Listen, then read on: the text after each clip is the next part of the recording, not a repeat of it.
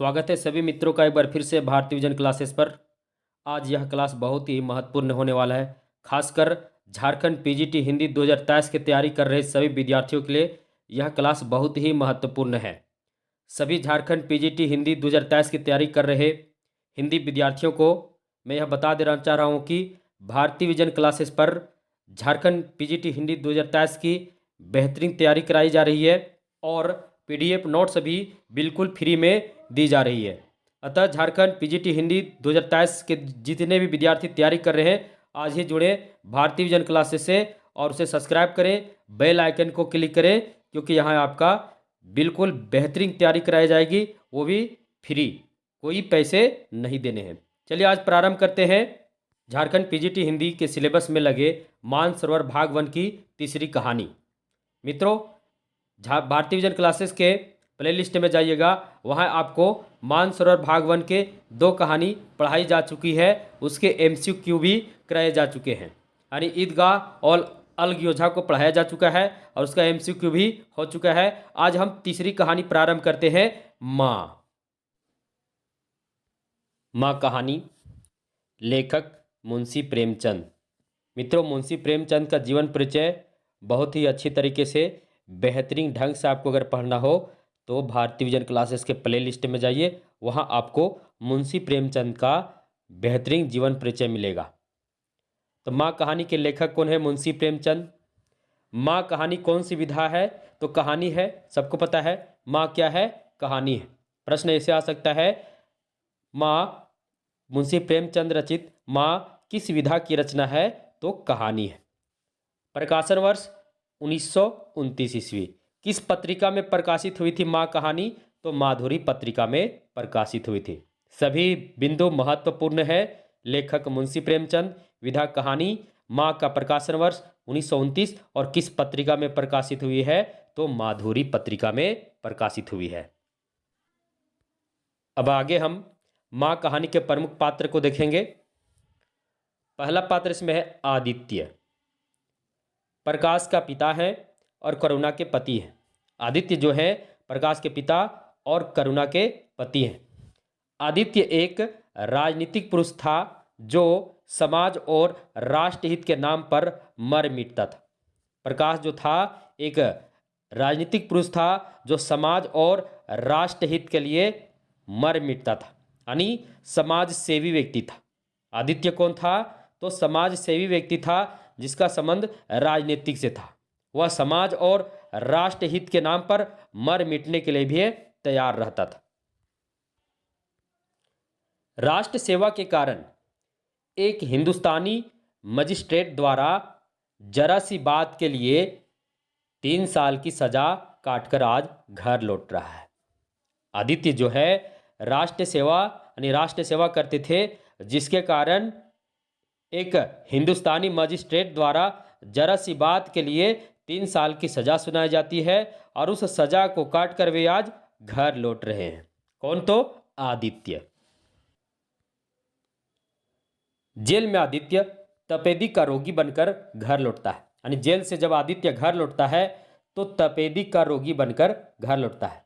जब उसे 3 साल की सजा सुना दी जाती है और वह जेल जाता है तो जेल में जाने के बाद उसे तपेदिक का रोग लग जाता है। आदित्य की अंतिम अभिलाषा थी कि उसका पुत्र जवान होकर पिता की राह पर चलेगा, परंतु ऐसा नहीं हो पाया। यानी आदित्य की अंतिम इच्छा थी, अभिलाषा थी, आशा थी कि उसका पुत्र जवान होकर अपने पिता के राह पर चलेगा। यानी उसके पिता क्या थे? स्वयं सेवक थे, समाज सेवा करते थे, राष्ट्रहित के लिए मर मिटने को तैयार रहते थे। उनकी आशा थी कि उसका पुत्र भी आगे चलकर उन्हीं के राह पर चलेगा, यानी पिता के आदर्शों पर चलेगा, परंतु ऐसा नहीं हो पाया। अगले पात्र है, यहां पात्र है करुणा। आदित्य की पत्नी और प्रकाश की मां थी। करुणा कौन थी? आदित्य की पत्नी और प्रकाश की मां थी। 3 साल बाद आदित्य के घर लौटने की खुशी में सारी तैयारियां कर चुकी थी। यानी 3 साल बाद जब आदित्य जेल की सजा काटकर 3 साल बाद जब घर लौट रहा था तो उसके स्वागत की तैयारियां वह कर चुके थे, परंतु आदित्य का हालत देखने पर उनकी सारी आशाएं धरी की धरी रह जाती है। परंतु जब वो आदित्य को देखती है तो आदित्य का हालत देखकर उनकी सारी आशाएं जो थी वे धरी के धरी रह जाती है। यानी स्वागत के लिए वो जितनी तैयारियां करके रखी हुई थी वे सब क्या हो जाते हैं, सब धरी के धरी रह जाते हैं। वह अपने पति आदित्य के आदर्श की राह पर प्रकाश को भी ले जाने का प्रयास करती है, परंतु असफल रहती है। वह अपने पति आदित्य के आदर्श की राह पर अपने पुत्र प्रकाश को भी ले जाने का बहुत प्रयास करती है, परंतु असफल रहती है। जीवन के अंतिम क्षणों में वह बिल्कुल अकेली रह जाती है। जीवन के अंतिम क्षणों में वह बिल्कुल अकेली रह जाती है। प्रकाश से करुणा का कोई नाता नहीं रह जाता। अपने पति को जो वचन देती है वह निभा नहीं पाती है। यानी जब आदित्य इस संसार को छोड़कर जब जा रहे होते हैं तब वह अपने पति को यह वचन देती है कि आपका पुत्र भी आपके आदर्शों पर चलेगा, आपके ही जैसा समाज सेवा करेगा, समाज सेवी बनेगा, परंतु ऐसा नहीं हो पाता है।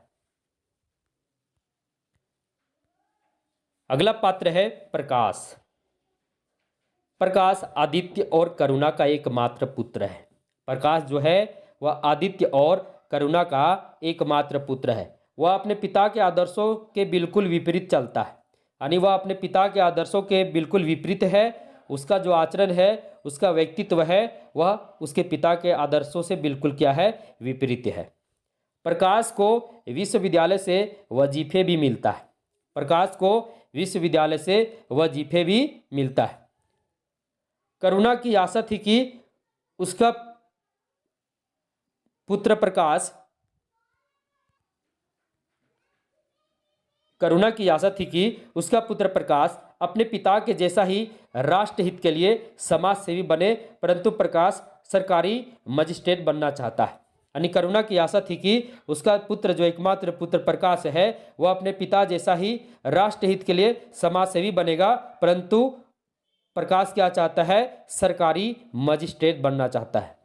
वह नहीं चाहता कि समाज सेवी बने।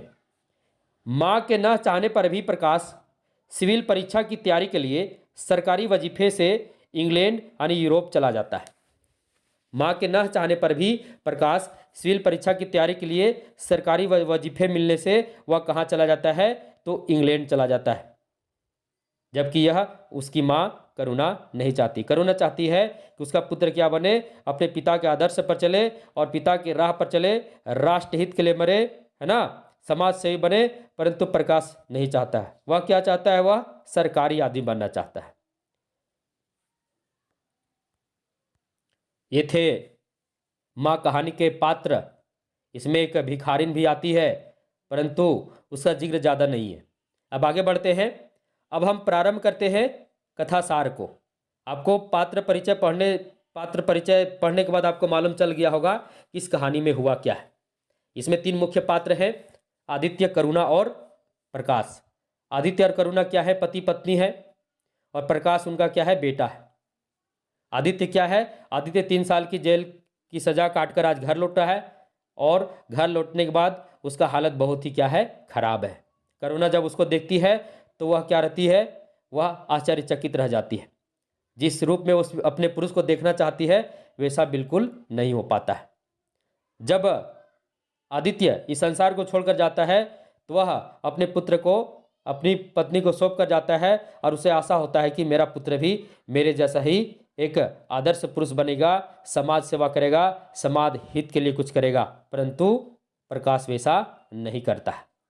प्रकाश का जो व्यक्तित्व है वो कुछ और भी उभर कर आता है। वह सरकारी आदमी बनना चाहता है, सरकारी मजिस्ट्रेट बनना चाहता है, जबकि उसकी माँ यह नहीं चाहती है। इसीलिए जब वह यूरोप सिविल परीक्षा की तैयारी के लिए यूरोप चला जाता है तो उसकी माँ का उससे कोई नाता नहीं रह जाता।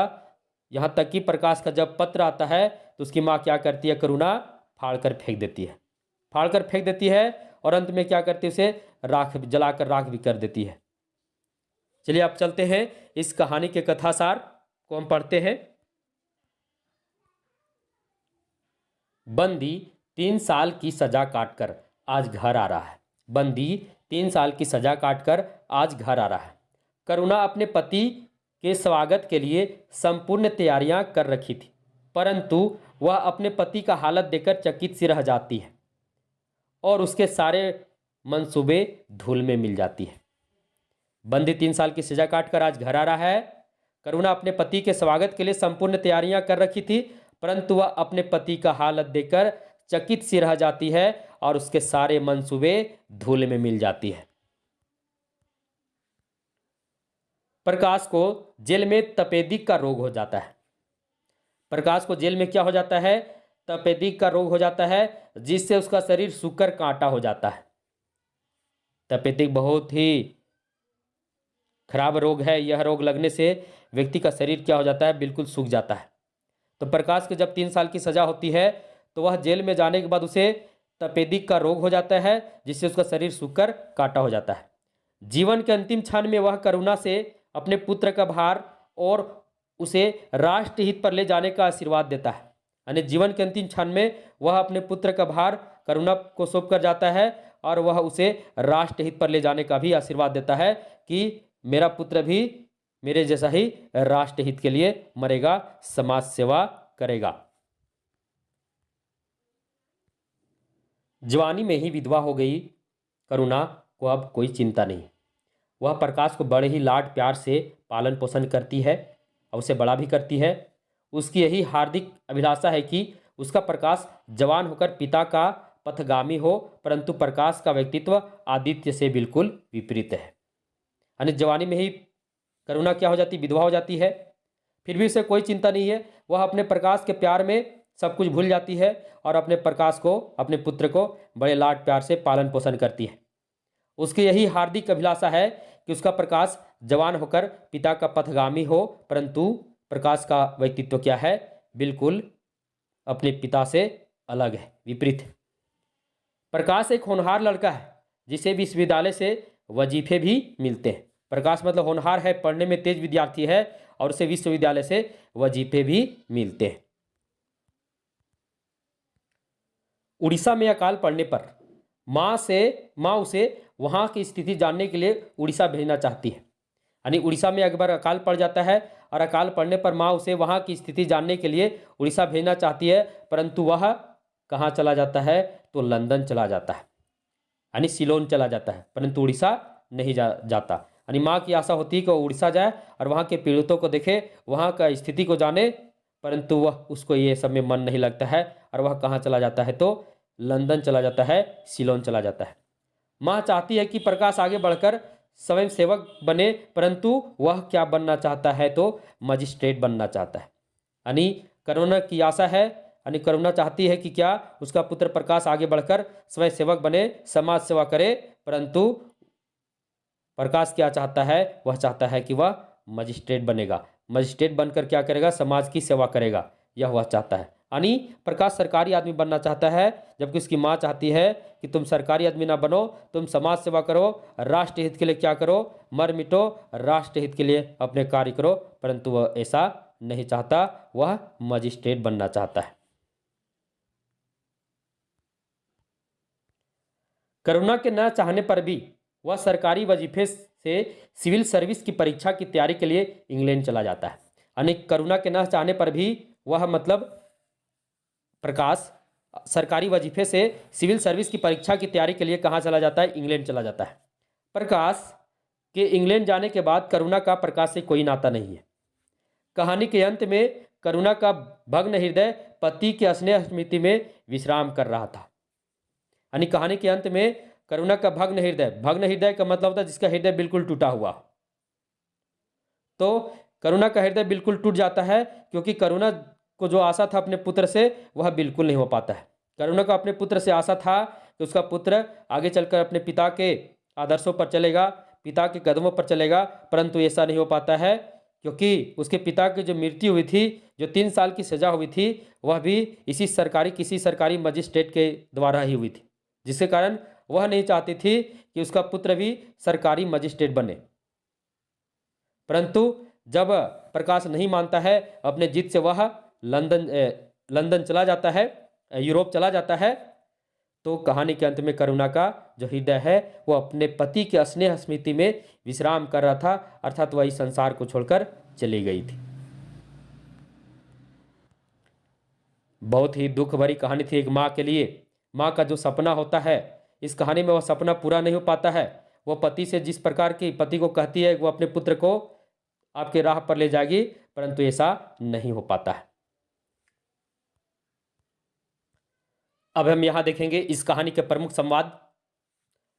राष्ट्र के नाम पर मिटने वालों की यही पुरस्कार है, यह मुझे ना मालूम था। राष्ट्रहित के नाम पर मिटने वालों का यही पुरस्कार है, यह मुझे न मालूम था। यह कथन किसका है? तो यह कथन आदित्य का है। किसको? तो करुणा को। यह करुणा होगा, अरुणा लिखा गया, करुणा पढ़ेंगे। तो राष्ट्रहित के नाम पर मिटने वालों का यही पुरस्कार है, यह मुझे न मालूम था। यह किसका कथन है? आदित्य का कथन है। किसको? तो करुणा को। जब वह जेल से आता है, जेल से आने के बाद उसकी स्थिति ऐसी हो जाती है, तो उसी समय वह कहता है कि राष्ट्र के नाम पर मिटने वालों का यही पुरस्कार है, यह मुझे मालूम न था।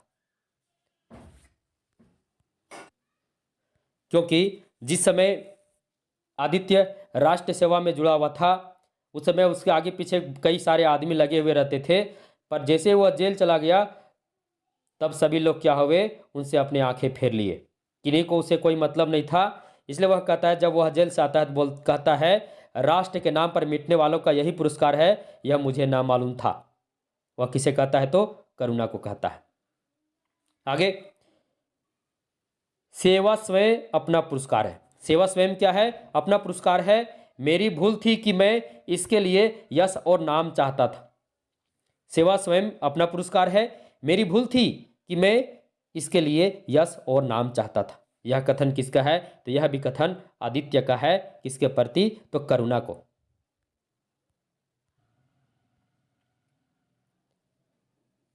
अगला संवाद है, तुम्हारे दर्शन के बदे थे, नहीं तो कष्ट ऐसे ऐसे उठाए हैं कि अब तक मुझे प्रस्थान कर जाना चाहिए था। तुम्हारे दर्शन के बदे थे, नहीं तो कष्ट ऐसे ऐसे उठाए हैं कि अब तक मुझे प्रस्थान कर जाना चाहिए था। यह कथन किसका है? यह भी कथन आदित्य का है, करुणा को। किसका है? करुणा को। अगला कथन है, तुम्हारे जीवन देवताओं सा जीवन था। तुम्हारा जो जीवन था देवताओं सा जीवन था, निस्वार्थ, निर्लिप्त और आदर्श।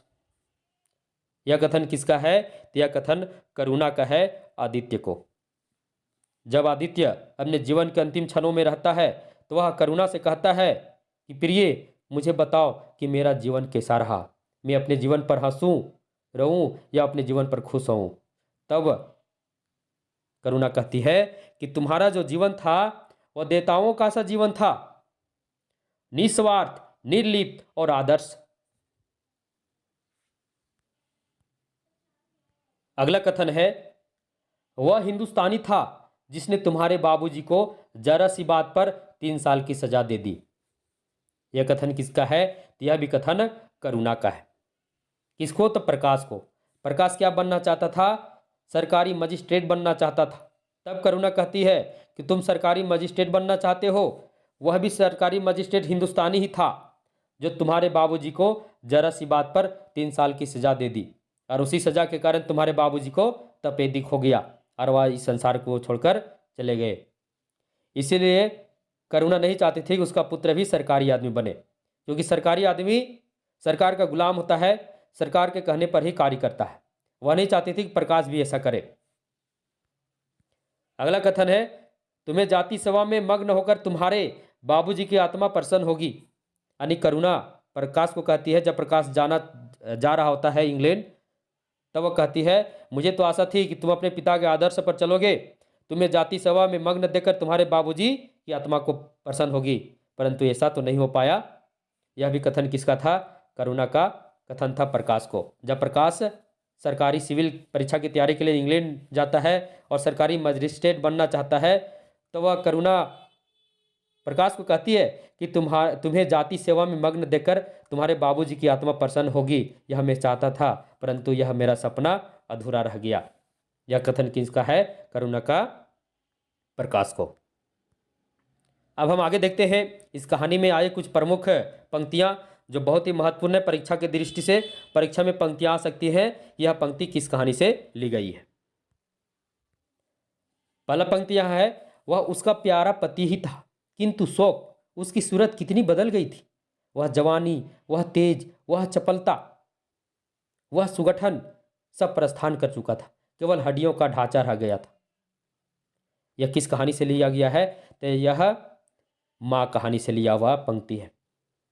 वह उसका प्यारा पति था, किंतु शोक, उसकी सूरत कितनी बदल गई थी। वह जवानी, वह तेज, वह चपलता, वह सुगठन सब प्रस्थान कर चुका था, केवल हड्डियों का एक ढांचा रह गया था। यह किस कहानी की पंक्ति है? तो यह माँ कहानी की पंक्ति है। कब की है? जब आदित्य जेल से घर वापस आता है तो उसकी हालत क्या होती है? बहुत ही खराब होती है। बिल्कुल उसका शरीर सूख जाता है, बिल्कुल हड्डियों का ढांचा सा रह जाता है। अगला महत्वपूर्ण पंक्ति है, तुम्हारे विचार में मुझे अपने जीवन पर हंसना चाहिए या रोना चाहिए। जब आदित्य अपने जीवन के अंतिम क्षणों में होता है तो वह करुणा से कहता है कि तुम्हारे विचार में मुझे अपने जीवन पर हंसना चाहिए या रोना चाहिए। तब करुणा कहती है, क्या कहती है? करुणा ने उल्लास के साथ कहा, यह प्रश्न क्यों करते हो प्रियतम? क्या मैंने तुम्हारी उपेक्षा कभी की है?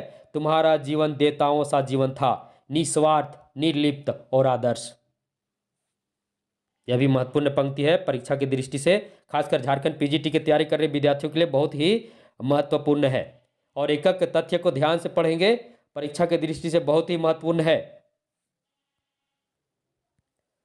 अगला महत्वपूर्ण पंक्ति माँ कहानी से, लड़की जब तक मैके में कुंवारी रहती है वह अपने को उसी घर की समझती है, लेकिन जिस दिन ससुराल चली जाती है वह अपने घर को दूसरों का घर समझने लगती है। माँ बाप भाई बंद सब वही रहते हैं, लेकिन वह घर अपना नहीं रहता। यही दुनिया का दस्तूर है। यह कथन भी किसका है? यह कथन करुणा का था। जब प्रकाश यह कहता है कि मैं एक हिंदुस्तानी मजिस्ट्रेट होकर देश की सेवा करूंगा, तब वह कहती है कि सरकारी आदमी हो जाने पर वह किसका गुलाम हो जाता है? सरकारी का गुलाम हो जाता है, सरकार का गुलाम हो जाता है। उसी प्रकार जिस प्रकार लड़की जब तक मैके में कुंवारी रहती है तब तक वह अपने को उसी का घर की समझती है, लेकिन जिस दिन वह ससुराल चली जाती है वह अपने घर को दूसरों का घर समझने लगती है। माँ बाप वही रहते, भाई बंद सब वही रहते, लेकिन वह घर अपना नहीं रहता। यही दुनिया का दस्तूर है। इस संवाद के माध्यम से पुत्र को समझाने का प्रयास करती है, फिर भी वह असफल रहती है। अगला महत्वपूर्ण संवाद है, जब प्रकाश सिविल परीक्षा की तैयारी के लिए इंग्लैंड चला जाता है तब करुणा जीवित थी, पर संसार से उसका कोई नाता न था। उसका छोटा सा संसार जिसे उसने अपनी कल्पनाओं के हृदय में रचा था, स्वप्न की भांति अनंत में विलीन हो गया था। जिस प्रकाश को सामने देकर वह जीवन की अंधेरी रात में भी हृदय की आशाओं की संपत्ति लिए जी रही थी, सब क्या हो गया था? बुझ गया था, संपत्ति लूट गई थी।